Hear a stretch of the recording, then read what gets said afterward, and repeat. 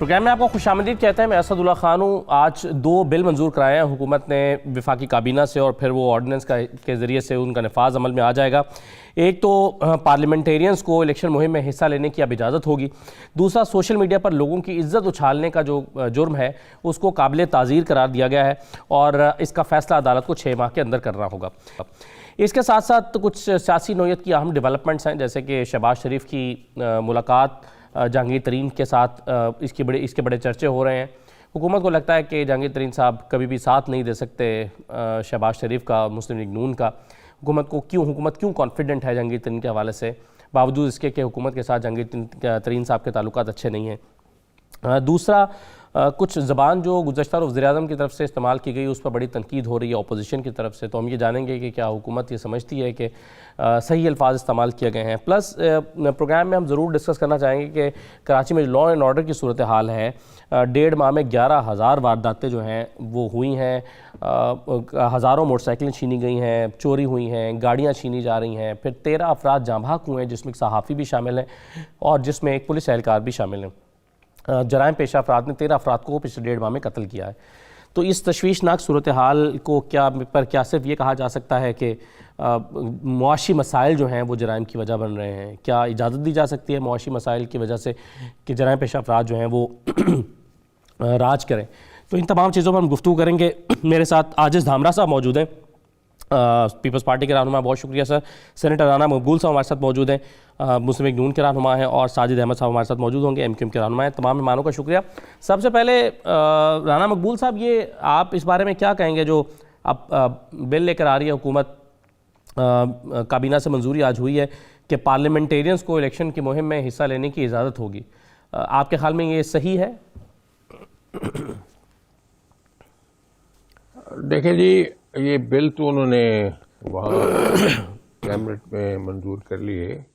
Democratic जो norms हैं और डेमोक्रेटिक एथिक्स जो हैं, इसीलिए सारी कंट्रोवर्सीज चलती हैं। वो चाहिए ये था कि ये बिल का जो है कैबिनेट में जाने से पहले अपोजिशन के साथ भी डिस्कस किया जाता, सारे पार्लियामेंटेरियंस को कॉन्फ्रेंस में लिया जाता, उनका व्यू पॉइंट देखा जाता, ताकि ये बाद में कोई इसके रेमिफिकेशन जो हैं वो नेगेटिव ना हो। मैं इस बात को असूली तौर पर गलत समझता हूँ कि जब तक आप उनको दूसरी जो स्टेक होल्डर्स हैं उनको कॉन्फिडेंस में नहीं लेते, उनका व्यू पॉइंट नहीं सुनते, तो आप आर्बिट्रेरीली सारे फैसले करते हैं। इसलिए ये खलीज जो है वो बहुत ज़्यादा गहरी और चौड़ी हो चुकी है, जो कि अनब्रिजेबल बनती जा रही है, बल्कि बन चुकी है। तो मेरी तो रिकमेंडेशन यही होगी कि अगर कोई अपना राइट सेंस ऑफ एप्रिसिएशन है ऑन ऑल दीज इश्यूज, तो इस पर कंसेंसस डेवलप जरूर करना चाहिए, बल्कि जो राय आमा है उसको भी देखना चाहिए, क्योंकि इसके सारे के सारे जो स्पिल ओवर इफेक्ट है वो पब्लिक के ऊपर भी है। इसलिए कोई छोटा फैसला नहीं है। ये इलेक्शन कमीशन बहुत देर से इसके ऊपर इम्प्लीमेंटेशन कराने की कोशिश करता रहा है जी। और आपने ये भी देखा होगा कि जो पावरफुल लोग होते हैं वो इस तरह की गर्ज में, मैं अली अमीन गंडापुर की बात करूंगा, आपको याद होगा कि आज़ाद कश्मीर में गए, उन्होंने क्या बातें की जी, और किस जगह वो क्या बातें करते हैं। हाँ, इससे तो फसाद को बढ़ाने वाली बात है। बेहतर है कि इसी इशू को पहले ये सारे स्टेक होल्डर कंसल्ट करें, उसके बाद जब वो हो जाए कोई इसका मामला तय है तो फिर आ जाए, असेंबली में आ जाए। और फिर मैं एक और बात आपको अर्ज करूं, ordinance is the inferior most piece of legislation. इसमें क्या अभी 21 तारीख को तो इजलास आ रहा है असेंबली का, तो ऑर्डिनेंस का क्या तुक बनता है? कोई तो खुदा के लिए चीज कानून के मुताबिक कर लें, क्योंकि इससे बहुत ज्यादा नुकसानात हुए हैं इस वजह से। इसलिए मैं तो इस चीज के हक में नहीं हूँ, इस तरह आर्बिट्रेरीली बुलडोज करना हर चीज को, यह नामुनासिब है। आजिज़ हमरा साहब, आपकी राय क्या है? दूसरी बात आपको क्या है? जी, मैं दूसरी बात पर आता हूँ सर, अभी जरा इस पर राय ले लो जी। धामरा साहब, मैंने कहा कि ये नए पाकिस्तान की नई कानून साजी है। जैसे आपने देखा कि नए पाकिस्तान की नई महंगाई आ चुकी थी, नए पाकिस्तान की सुनामी आपने देख ली थी, नए पाकिस्तान में सहाफ़ियों के ऊपर उनकी आवाज़ को दबाने की जो एक चल पड़ी है लहर PTI की, वो आपने देखी। इदारे किस तरह सहाफ़ियों की मार पिटाई करते हैं वो आप देख रहे हैं। और दूसरी बात यह है कि फंडामेंटल राइट्स, अभी आप सोशल मीडिया की अभी आपने बात की, जिस बिल का हवाला आपने दिया, तो मैं सदके जाऊं पीटीआई पे कि ये पीटीआई की हुकूमत ये फैसला करने जा रही है कि सोशल मीडिया पे पगड़ियां ना उछाली जाएं। ये ट्रेंड ही आपने दिया। आपके जो थे टाइगर्स, उन्होंने बैठ के सोशल मीडिया में जिस तरह अखलाकी तौर पर गर्दन शर्म से झुका दी थी इस कौम की माओ बेटियों की, किसी सियासी मुखालिफ की कोई इज्जत महफूज नहीं रहती थी।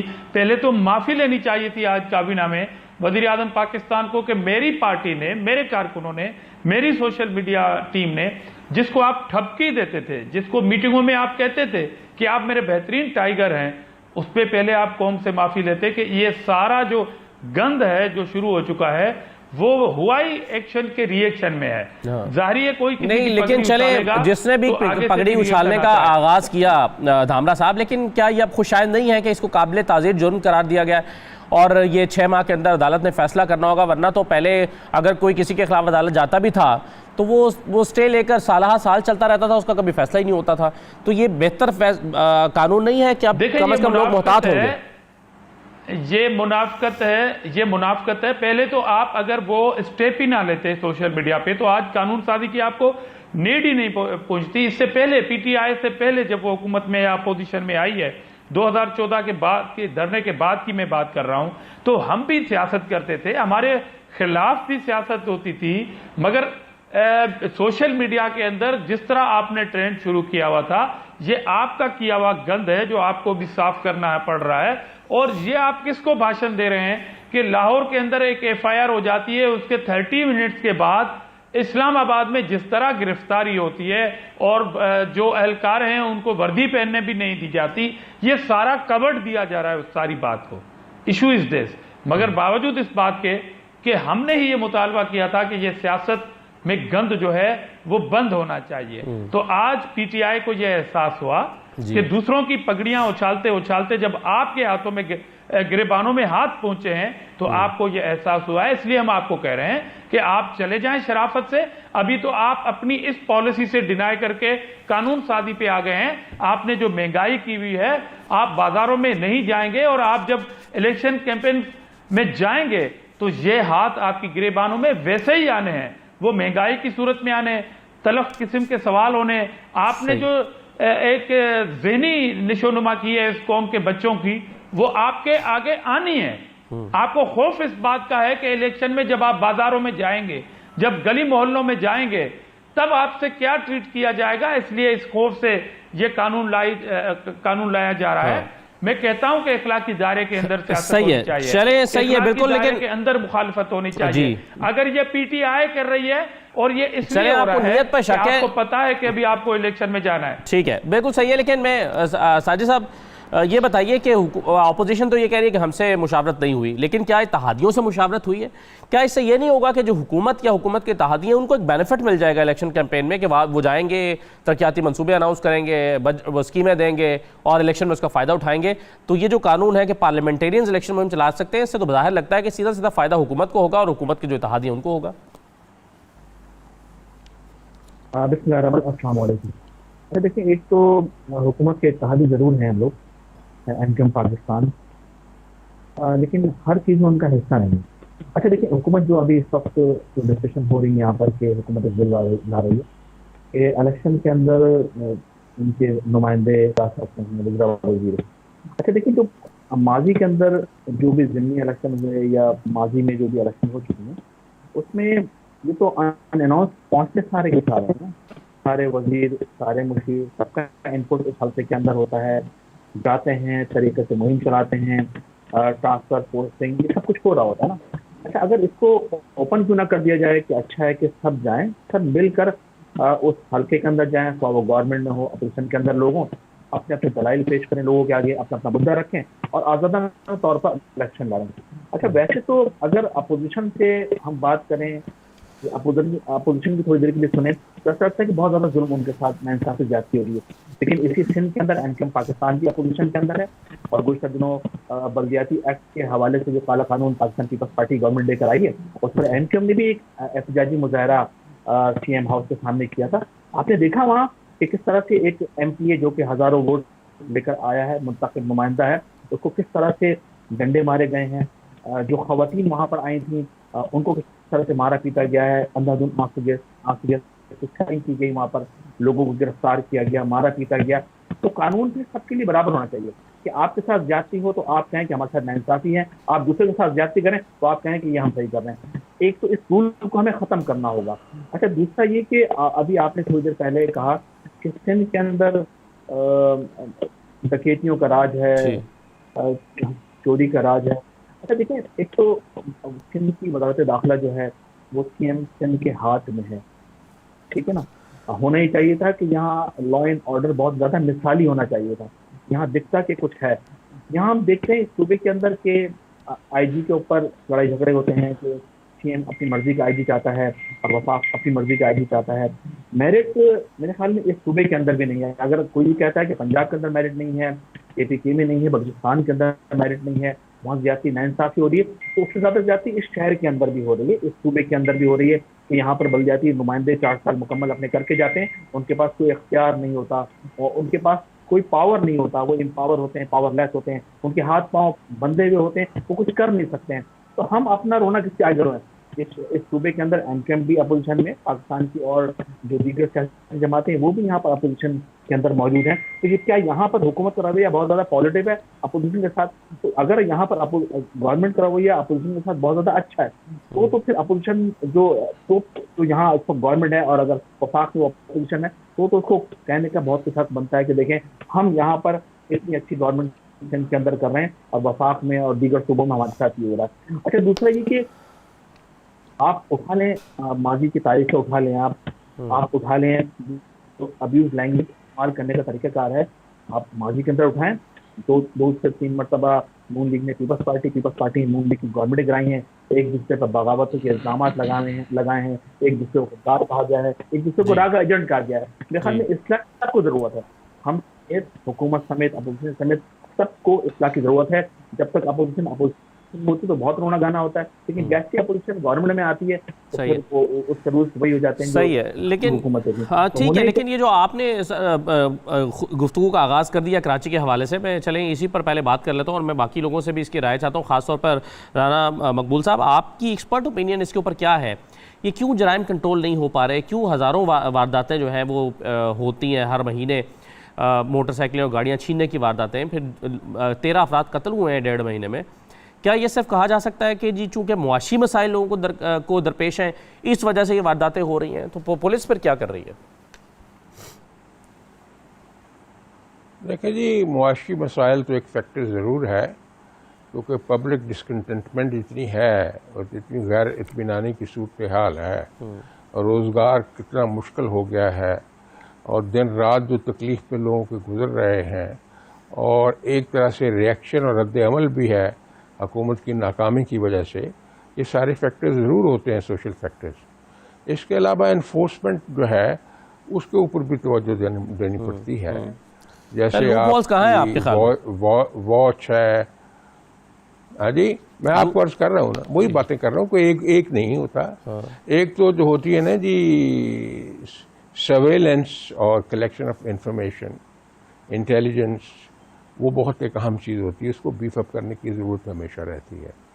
दूसरी बात यह है कि एक लॉ है हमारे यहाँ जिसको हम पूरी तरह इम्प्लीमेंट नहीं करते, उसे कहते हैं प्रिवेंटिव लॉ, कि जिसने जुर्म किया है उनको पकड़ने के बाद इन्वेस्टिगेट करना, चालान करना, फिर उनको सज़ा दिलवानी जो जेन्युइन मुल्ज़म है, और फिर अपीलों में उसको परस्यू करना, ताकि जो एपलेट कोर्ट भी अगर ट्रायल कोर्ट में सज़ा हो जाती है तो उसको पूरी तरह से अप्रूव करे, फिर उसका इम्पैक्ट होता है। सही। अगर आप ट्रायल कोर्ट तक पहुंच जाते हैं, आगे नहीं होते जब तक अपील का फैसला मुल्ज़म के ख़िलाफ़ नहीं होता, उसका इम्पैक्ट बिल्कुल नहीं होता। इसके अलावा जो है आपका जो कि क्विक ट्रांसफर्स नहीं होनी चाहिए, क्योंकि कानून में भी ये लिखा हुआ है कि सिक्योरिटी ऑफ टेन्योर बहुत ज़रूरी है। कम से कम पहले तो 5 साल हुआ करता था पुराने वक्तों में, अब 3 साल की पाबंदी है। आप उस ऑफिसर को नहीं बदल सकते जब तक ये कोई उसकी कोताही सामने ना आए। सही। अगर वो काम ठीक कर रहा है तो उसको पूरा वक्त देना चाहिए, क्योंकि पुलिस जो है एक लंबा ठीक प्रोसेस होता है। राइट सर, मैं पहले राणा साहब लोगों इजाज़त के खिलाफ दीजिएगा, मुझे एक ब्रेक लेनी है। मैं आपसे इस पर मजीद राय चाहूँगा कि आप इस पर मजीद राय का इजहार करें, मगर एक छोटा सा ब्रेक लेते हैं, फिर हुकूमत के नुमाइंदे भी हमारे साथ मौजूद हैं। सिंध में हुकूमत है पीपल्स पार्टी की, राणा साहब से भी पूछते हैं, ब्रेक के बाद वापस आते हैं।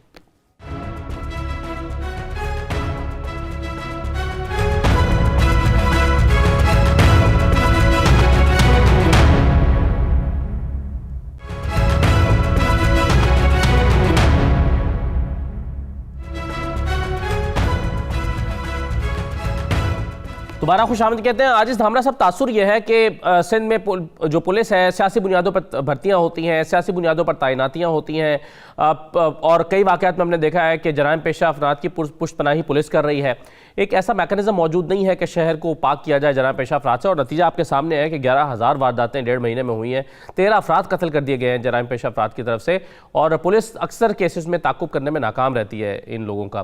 क्या वजह है, क्यों सिंध हुकूमत नाकाम है? देखिए, पहली बात तो मैं सिंध हुकूमत का कोई अपना सिंध की पुलिस का कोई तर्जुमान नहीं हूँ कि मैं फोर्स के हवाले से कोई आपको बताऊँ उनकी कामयाबी या नाकामी, मगर ये बिल्कुल बात है कि सिंध में कराची के अंदर ये वाक़यात की लहर जो है वो तेज़ी से शुरू हो चुकी है, मगर उसको हमें बिल्कुल डिनाई नहीं करना चाहिए। हम भी शुरू से ये कहते रहे हैं, और ये जो क्राइम का रेशो है, ये अगर आप ओवरऑल जो महंगाई के बाद पूरे मुल्क में देखेंगे, मगर क्योंकि रिपोर्ट जो है वो कराची में ज़्यादा हो रही हैं, चीज़ें बिल्कुल होनी चाहिए और ये चीज़ें बिल्कुल पॉइंट आउट होनी चाहिए। कराची देखें, थिक आबादी का एक शहर है, मल्टीपल एक शहर है, सिटी है, और उसमें जब इस तरह की आप महंगाई की लहर दौड़ेगी तो उसमें यकीनन मुआशरे के अंदर क्राइम बढ़ता है, मगर ये कतन मेरे कहने का मकसद नहीं है कि उस पे हाथ रखा जाए। उसमें अगर सिंध की पुलिस की कहीं ना कहीं अगर कोताही होगी तो सिंध के चीफ मिनिस्टर ने मुसलसल 2-4 दिन से इस बात को बिल्कुल नोटिस लिया है और कहा है कि सिंध की पुलिस की जहां तक कोताही होगी उसका नोटिस लिया जाएगा। मगर ओवरऑल सोसाइटी के अंदर जो क्राइम का रेशो है वो बढ़ चुका है। वो वफाकी हुकूमत की नालायकी की वजह से आज सूबे इस तरह के क्राइम को फेस कर रहे हैं और सूबाई जो हुकूमतें हैं वो फेस कर रहे हैं। बाकी सूबों की हुकूमतें अगर ना भी चलाएं, सिंध के चीफ मिनिस्टर ये बात एतराफ़ भी करते हैं कि कराची के अंदर एक लहर पैदा हो गई है स्ट्रीट क्राइम की, और आपने बिल्कुल ठीक कहा कि मर्डर भी यहाँ पर हो रहे हैं। तो सिंध पुलिस की जो कैपेसिटी है, जो इतने थिक पॉपुलेशन सिटी के अंदर, वहाँ पर बिल्कुल उनको अपनी रिस्पॉन्सिबिलिटी का मुजाहरा करना चाहिए, मगर ये न भूला जाए कि कराची के अंदर जो पूरे मिनी पाकिस्तान शहर है और वहाँ पर महंगाई के जो तूफान ने आवाम से, एक तो लोग खुदकशियों में इजाफा हो रहा है और क्राइम में भी इजाफा हो रहा है, और डेफिनेटली जिस मुल्कों के अंदर इस तरह की सूरत हाल होगी उन मुआशरों के अंदर क्राइम भी बढ़ता है। मगर लेकिन आप इस पे की जिम्मेदारी विफाकी हुकूमत में डाल रहे हैं कि महंगाई बढ़ गई, लेकिन कराची का क्राइम तो आपकी हुकूमत के ज़माने में भी, जब आपकी विफाक में हुकूमत थी तब भी ऐसा ही था, जब नून लीग की हुकूमत थी तब भी क्राइम रेट यहाँ पर कम नहीं हुआ। अमन नगर से जरूर आ गया एक ऑपरेशन के बाद। उस क्राइम की बात अलग कर दें। उस क्राइम की जो साजिद साहब भी ये बात का एतराफ़ करेंगे कि वो क्राइम बहुत ही खत्म हुआ है। उस क्राइम को कंट्रोल किया गया था, वो दहशतगर्दी थी, वो खुद का हमले होते थे, ताने बाने क्राइम के कहीं और से होते थे। ये स्ट्रीट क्राइम मैंने कहा कि उसको कंट्रोल किया, बड़ी मुश्किल से कंट्रोल किया, और इसी सिंध पुलिस ने कंट्रोल किया और रेंजर्स भी उसके साथ रही। मगर आज भी रेंजर्स तो कराची में मौजूद है, पुलिस के साथ काम कर रही है, बावजूद इस बात के कि क्राइम बढ़ा है। मैं इसे डिनाई नहीं करता क्योंकि ये रिपोर्ट हो रहा है क्राइम, बाकी जगहों पे रिपोर्ट नहीं हो रहा है, तो जारी हम डिस्कस कराची के लॉ एंड ऑर्डर को करेंगे। तो स्ट्रीट क्राइम और दहशतगर्दी कार्रवाइयां, जो खुदकश हमले होते थे, जो इंतहा पसंदी वाली एक लहर थी, उसको बड़ी मुश्किल से कंट्रोल किया था। मगर जिस मुआशरों के अंदर महंगाई का आउट ऑफ कंट्रोल हो जाएगी, महंगाई का जिन बोतल में काबू नहीं होगा, वहां पर इस तरह की सूरत राणा साहब इस पे को पॉइंट देना चाह रहे हैं, लेकिन अगर राणा साहब इजाजत दें तो मैं साजिद अहमद साहब को जरा थोड़ा सा सिंध पुलिस को अपने एफर्ट्स दिखाने चाहिए। जी, मैं अगर राणा साहब आपके पास आता हूं, लेकिन साजिद साहब मैं आता हूं सर आपके पास, मैं साजिद साहब से जरा एक पॉइंट ले लूं। साजिद साहब, आपको याद होगा कि जो सूरत हाल कराची में रही, या गैंग वॉर थी, बड़े बड़े गिरोह थे, दहशतगर्दी के वाक़यात भी थे, टारगेट किलिंग के वाक़यात भी थे, कई लोग MQM के भी मारे गए, मुख्तलिफ पार्टीज़ के लोग जो है वो शहीद किए गए, कत्ल किए गए। वो तो चले ख़त्म हुआ, लेकिन ये जो स्ट्रीट क्राइम है, ये स्ट्रीट क्रिमिनल्स क्या मुनज़्ज़म गिरोह हैं कराची के अंदर, ये इंडिविजुअल्स हैं जो बेरोज़गारी की वजह से ये कर रहे हैं? जैसे कि सिंध की हुकूमत तासुर दे रही है कि जी इंडिविजुअल्स हैं, महंगाई की शरह बढ़ गई, इस वजह से जो है ये क्राइम पर उतर आए हैं। आपकी अंडरस्टैंडिंग क्या है कराची के शहरी और सियासतदान होने के नाते? अभी गुज़श्ता कुछ दिन पहले, 2-4-5 दिन पहले की बात है, मेरे ख्याल में पुलिस डिपार्टमेंट के एक नुमाइंदे हैं, आईजी हैं, मुझे याद नहीं आ रहा, मैंने उसको रिपोर्ट पढ़ा था, उसमें उन्होंने कहा था कि देखें जो कराची में जराइम की वारदातें जितनी भी हो रही हैं उसमें मुकामी लोग इन्वॉल्व नहीं हैं, उसमें गैर मुकामी लोग यहाँ पर इन्वॉल्व हैं, ठीक है ना। अच्छा, फिर वो यहाँ पर अभी गुज़श्ता कुछ अर्से पहले कुछ लोग कराची में पकड़े गए, उनको हैंडल दादू या लड़काने से किया जा रहा था। जो उनको शख्स हैंडल कर रहा था वो वहाँ बैठ के, और यहाँ ये लोग कार्रवाई करते थे, तो यहाँ से दोबारा स्विच हो जाते थे कार्रवाई करने के बाद। तो और फिर पुलिस ने भी रिपोर्ट जारी की है गुज़श्ता 2-4-5 दिन पहले, तो जिसमें कहा गया है कि कराची में जैसा लोग आ रहे हैं और जराइम करते हैं, करके चले जाते हैं यहाँ से, उसमें गैर मुकामी अफराद बहुत ज़्यादा इन्वॉल्व हैं। अच्छा देखिए, अब ये काम भी किसका है? ये काम भी मौजूदा सिंध गवर्नमेंट का है कि वो ऐसा चेक एंड बैलेंस का निज़ाम प्रोविंस के अंदर नाफिज करे, इम्पोज करे कि यहाँ पर बिल्कुल चेक एंड बैलेंस है। अच्छा देखिए, दुनिया के अंदर होता ये है, अब ये एनकम आज से नहीं काफ़ी अर्से से कहते हुए चली आ रही है, मुतालबे भी रहा है एनकम का, कि देखिए दुनिया के अंदर कम्युनिटी पुलिस सिस्टम होता है कि मुकामी लोगों को पुलिस के अंदर लिया जाता है। इसकी बुनियादी वजह ये होती है कि वो अगर मुकामी लोग पुलिस के अंदर होंगे तो वो मुकामी लोगों को अपने टाउन के अंदर जितने भी जराइम पेश आफात हैं उनको बेहतर अंदाज तौर पर जानते होंगे और उनसे वाकिफ होंगे। अच्छा, एनकम उस ज़माने में, मुशर्रफ साहब के ज़माने में जो लोकल गवर्नमेंट सिस्टम था, उसमें एनकम ने कम्युनिटी पुलिस सिस्टम को मुतारिफ कराया था, लेकिन मौजूदा क्योंकि वो सिस्टम चल नहीं पाया उस अंदाज के अंदर।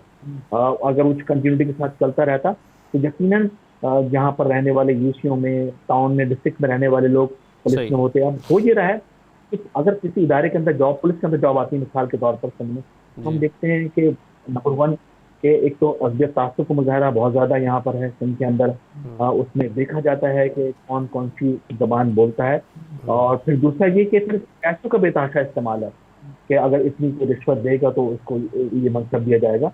अभी गुज़श्ता कुछ दिन पहले एजुकेशन के अंदर जॉब भी आई हुई थी, उसके अंदर बाकायदा ये लिखा हुआ था जॉब। सही है, तो मसाइल बहुत सारे हैं, आप कह रहे हैं कि मसले बहुत सारे हैं और जुड़े हुए हैं आपस में, और उसकी वजह से नतीजा ये निकल रहा है। बिल्कुल सही है जी, होना ही चाहिए।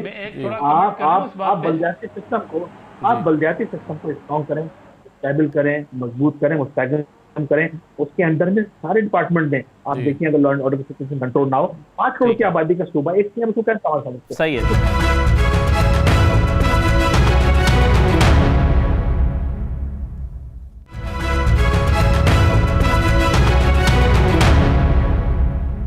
राणा साहब, आप इस पे कोई पॉइंट सामने रखना चाह रहे थे, रख दीजिए। फिर मैं एक कमेंट कर लूं जी? कर दीजिए। मैं एक कमेंट कर लूं, राणा साहब से भी माजरत कर रहा हूं, मैं एक कमेंट कर लूं। देखें, इस सारी गुफ्तगू में कराची शहरी की आवाम की मैंडेट की दावा करने वाली पार्टी ने महंगाई का कहीं जिक्र नहीं किया, पेट्रोल बढ़ने का भी नहीं किया, ना बिजली महंगी होने का किया, और ये भी नहीं कहा, मजम्मत भी नहीं की कि कराची के अवाम जो है वो महंगाई की सुनामी में है और वो परेशान है। मेरे ख्याल में एमक्यूएम समझती है कि हालात बिल्कुल ठीक है और बाहर के लोग आके कराची का लॉ एंड ऑर्डर खराब कर रहे हैं। देखिए क्या मतलब तुक है कि कराची के अवाम की आप हमदर्दी रखते हैं, आप महंगाई की मजम्मत नहीं करते यार, जहां पर कराची समेत पूरे सिंध और पूरे पाकिस्तान के लोग जो है वो मातम कर रहे हैं, रो रहे हैं, मगर एमक्यूएम कह रही है कि नहीं, रिलैक्स है पीटीआई की तरह। तो ये तो बड़ा अजीब है। आपकी अपनी मर्जी है, आपकी अपनी पॉलिसी है पार्टी की। जी साहिब साहब, अच्छा मेरी 2 मिनट दे जी। गुज़श्ता 2 दिन पहले की एमक्यूएम ने अपने शरीफ तहफ़्फ़ुज़ात का इज़हार किया है पेट्रोलियम मसनूआत से बढ़ने पर, महंगाई के हवाले से। साजिद भाई, आपने एक जुलूस बात तो कर लेते, साजिद भाई मेरी बात करने थे। लेकिन 2-3 दिन पहले भी एमक्यूएम अपने तहफ़्फ़ुज़ात का इज़हार करते, एमक्यूएम ये कह चुकी है और ये कह रही है कि मौजूदा गवर्नमेंट की पॉलिसीज का बोझ अपने कंधों पर हम लाद नहीं सकते हैं, हम पार्ट ऑफ द गवर्नमेंट हैं, लेकिन पॉलिसी की गवर्नमेंट बनाती है। देखिए, माजी में हमारे साथ बहुत सारे तजुर्बात रहे हैं। मिसाल के तौर पर अगर धामरा साहब ये कहें कि हम इस वक्त गवर्नमेंट से निकल जाएं, हम तो कह रहे हैं कि बिल्कुल हमें इससे चाहिए। और हम हुकूमत को वार्न कर चुके हैं कि देखिए अगर आप कंट्रोल नहीं कर सके चीजों ये पर नहीं कह रहा। तो जी। हमारा आपके साथ चलना बहुत सही है। चले मैं इस पर ये हुकूमत से निकलना और तरीके तो एतमाद पर मैं आपसे बात करता हूँ, लेकिन राणा साहब एक बात नहीं नहीं, मैं ये नहीं कह रहा, मैं कह चले रहा मैं- महंगाई के लिए एक बात आपने और- जुलूस कितने सही निकाले सही है, हैं, लेकिन कितना सर एहतजाज आप किया है? मैं धामरा वो कह साहब रहा हूं। बिल्कुल सही है, महंगाई पर सियासत करें, लेकिन ये बात पेश नजर है कि इंग्लैंड में 1992 के बाद सबसे ज्यादा महंगाई रिकॉर्ड की गई, 30 साल का रिकॉर्ड टूटा है। कनाडा में भी 30 साल का रिकॉर्ड टूटा है, अमेरिका में भी रिकॉर्ड महंगाई हो गई है। तो पूरी appreciate दुनिया को कर इस देना। महंगाई का सामना तो है। आपके प्रोग्राम में अप्रिशिएट कर दें, तो आपके मैं प्रोग्राम में सिर्फ- अप्रिशिएट कर दें जी। कि जी पीटीआई बिल्कुल सही कह रही है। अप्रिशिएट करें ना, यस और नो में एक बात होती है हाँ, ना। चले Appreciate कर ये दें। ठीक है। आप वकालत तो चले कर दें ना राणा थोड़ी। साहब जरा एक चीज पर आप कमेंट करना चाहते हैं वो कर लीजिए। मैं कुछ सियासी नोयत के सवाल रखना चाहता हूं आपके के सामने, खास तौर पर ये जो जहांगीर तरीन साहब की मुलाकात हुई है, इससे कुछ नतीजा खस होने वाला है? जरा मिला लीजिएगा इस सवाल को। क्या तरीके मैं एतमाद आ रही? मुख्तसर मैं बात करना चाहता हूँ। जी दामला साहब ने जो जिक्र किया है समाजी फैक्टर्स का, आप इस चीज़ को समझें, लोगों की जो नब्ज़ पे हाथ जिन्होंने रखा हुआ है, ये सारी की सारी गुर्बत और फाका कशी जो है ये एक रिएक्शन में बदल रही है। इस बात को आप याद रखिएगा। और इसके ऊपर जब एजिटेशन हुई तो फिर संभाली नहीं जाएगी। नहीं राणा साहब, लोगों मगर के ये बताइए मसाइल कि जो इतने नून ज़्यादा लीग के बढ़ दौर चुके में, हैं। अब मैं अब मेरी बात तो सुन नहीं, ले। मैं काउंटर क्वेश्चन कर रहा हूँ ना आपसे। मैं सवाल ये कर रहा हूँ कि नून लीग का जब दौर था, चूंकि पीटीआई यहाँ पर है नहीं, मैं डेविल्स एडवोकेट का रोल प्ले कर रहा हूँ, इसलिए मैं आपसे सवाल कर रहा हूँ कि जब नून लीग का दौर था तो कराची में स्ट्रीट क्राइम्स नहीं हो रहे थे?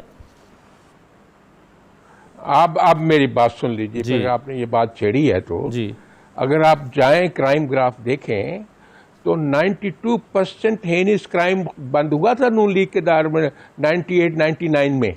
आप जरा देखें। और आपको याद है कि क्या मैकेनिज्म दिया गया था? एंटी टेररिस्ट कोर्ट बनाई गई थी, 7 कोर्ट, और तफ्तीश जो है मुतवातर होती थी, और 1.5 महीने 2-2 महीने में फैसले होते थे, और वो फैसलों के अलावा सजाएं अपहोल्ड होती थी। वो एक सिस्टम दिया गया था जिसमें 92% क्राइम कम हुआ था। जरा आप फिक्र निकाल के देखें 98 के 99 के। वो तो फिर इनकलाब आ गया ना बाद में, जिसने सारा कुछ बर्बाद कर दिया। अब आइए आप जो बात कर रहे हैं, मैं समझता हूँ हुकूमत सिंध ने एक बड़ा ही मुस्तहसन फैसला किया है, क्योंकि मैं इस चीज़ को थोड़ा जानता हूँ। जो उन्होंने नया CCPO लगाया ना, गुलाम बिन मेमन जी, आपको 15-20 दिन में, महीने में पता चल जाएगा कि कितनी खुशगवार तब्दीली आती है। वो इंशाल्लाह कंट्रोल कर लेंगे, बावजूद है कि मसाइल इतने ज़्यादा हो चुके हैं। ठीक है। अब आपने पूछा है मेरे से ये अदम जो है एतमाद का, जी वो तो होना है, इसमें अब कोई इश्काल की बात नहीं है। कैसे ना होना है कोई सर? आपके इसमें पास नंबर पूरे नहीं कोई हो रहे। डाउट करने की बात है। आपका नंबर पूरे हो गए तो होगा ना। आप तो तो सेनेट जो में कर एक्सलेंट रहे होने के हैं, बावजूद वो बिल पास कराते करेंगे। जा रहे हैं। वो कल भी 29 लोग थे आपके, बिल पास करा लिया। मुझे पहले भी 39 वोटों से पास करा लिया। आप देखे सेनेट की बात सुन ले ना कल, जी मैं वहां मौजूद था। हाँ। परसों जो हुआ है भाई, जब आए ही आप एथिक्स के खिलाफ काम करते हैं। जब ये बिल पेश हुआ है तो रजा रबानी साहब ने उठ के कहा कि जो इस बिल के लिए अप्रूवल की जरूरत है, काउंसिल ऑफ कॉमन इंटरेस्ट की ये कॉन्स्टिट्यूशनल प्रोविजन है। इसके ऊपर चेयरमैन ने ये रूलिंग दी कि ठीक है, मैं इस बिल को डेफर करता हूं। जी जब बिल डेफर हो गया तो टाइम खत्म हो रहा था, जो सेनेटर से कोई इधर उधर हो गए, अपोजिशन के, कोई चाय पे चला गया, कोई घर को चला गया। तो उसके बाद उन्होंने वो जो डेफर करने का ऑर्डर था उसको खुद वायलेट किया। हालांकि उसको बताना होता है डेफर करने के बाद कि अब मैं बिल लगाऊंगा, जी। कल लगाऊंगा, परसों लगाऊंगा। अंडरस्टैंडिंग ये थी कि अब बिल ये नहीं आएगा।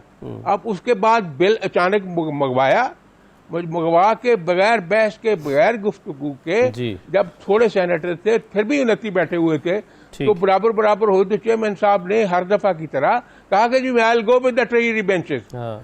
ये कोई एथिक्स की बात नहीं, this is against the parliamentary. चल मुझे एक छोटा सा यही तो ब्रेक लेने बर्बादी दें है। सर। राणा साहब यानी एक छोटा सा परसों ब्रेक आप- मुझे लेने दें, मैं ब्रेक से वापस अरे आता हूँ। आप- जरा इस पर मजीद बातचीत कर लेते हैं। मैं एक छोटा सा ब्रेक ले रहा हूँ जिन प्रोग्राम में, ब्रेक के बाद वापस मिलते हैं।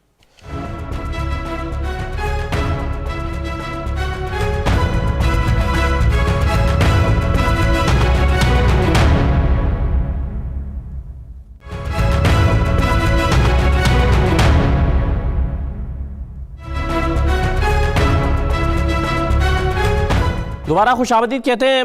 राना सनाउल्लाह साहब कहते हैं कि जी वज़ीर-ए-आज़म बौखलाए हुए हैं और तहरीक एतमाद लाजमी कामयाब होगी। राना सनाउल्लाह साहब ने क्या कहा है, ज़रा सुन लीजिए।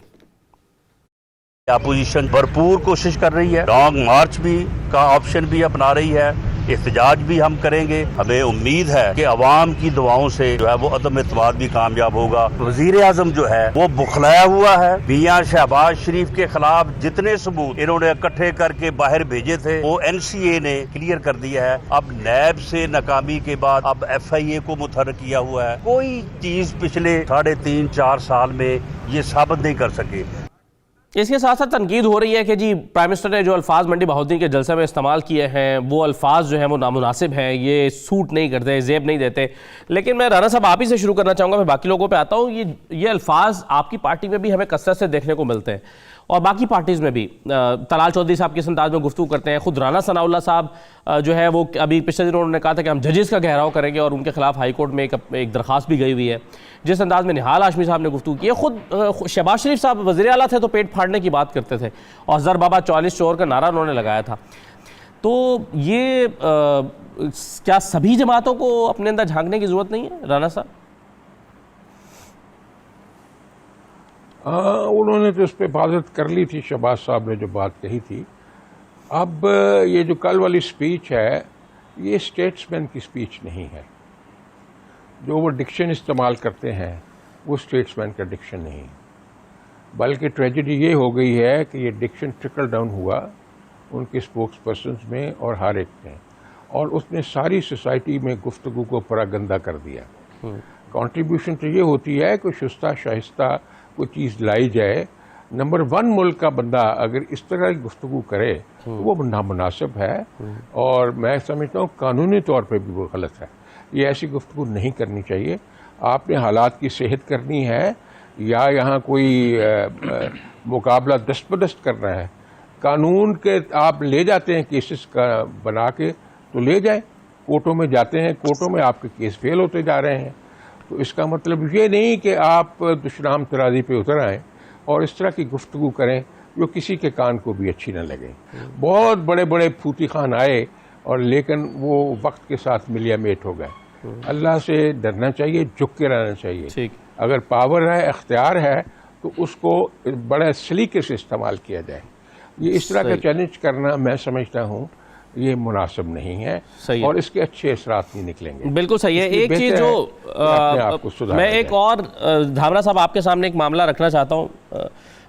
तहरीक एतमाद के हवाले से ऐसा लगता है कि PDM ज़्यादा मुतहरिक नज़र आ रही है, कभी किसी से मिल रही है, कभी चौधरी बरादरान से मिल रही है, मुख्तलिफ लोगों से मुलाकातें हो रही हैं। तो आपकी मुलाकात जो है वो आपकी जो मुलाकातें हैं वो किस तरह से चल रही हैं, कहाँ तक पहुँची हैं और तहरीक एतमाद के लिए कितने होपफुल हैं? जी, तहरीक एतमाद जो है वो पीपल्स पार्टी का ही स्टांस था और हम इस सिलसिले में पहले तो अपनी जो हमारी इत्तेहादी अपोजिशन की जमात थी, लीडर ऑफ अपोजिशन शहबाज शरीफ साहब से मुलाकातें हुई और बड़ी सक्सेसफुल रही। उसके बाद उन्होंने हमारा केस ये रखा PDM की क़यादत के पास और वहाँ से भी अनाउंसमेंट जो है वो आपके सामने आ चुकी है। हमने काफ लीग से भी मुलाकात की है क्योंकि बादों का तो वो नाराज़गी का इजहार करते हैं। तो पीपल्स पार्टी ये मौका फराहम कर रही है उन इत्तेहादी पार्टियों को भी, अपोजिशन की तमाम पार्टियों को भी, कि वो आएँ और एक डेमोक्रेटिक तरीके से तहरीक एतमाद पेश करें, क्योंकि बहुत सारे अरकान इनके नाराज़ हैं और वो जो बैसाखी वाला जहाज़ था वो अभी कहीं भी लैंडिंग करने की बातें हो रही हैं।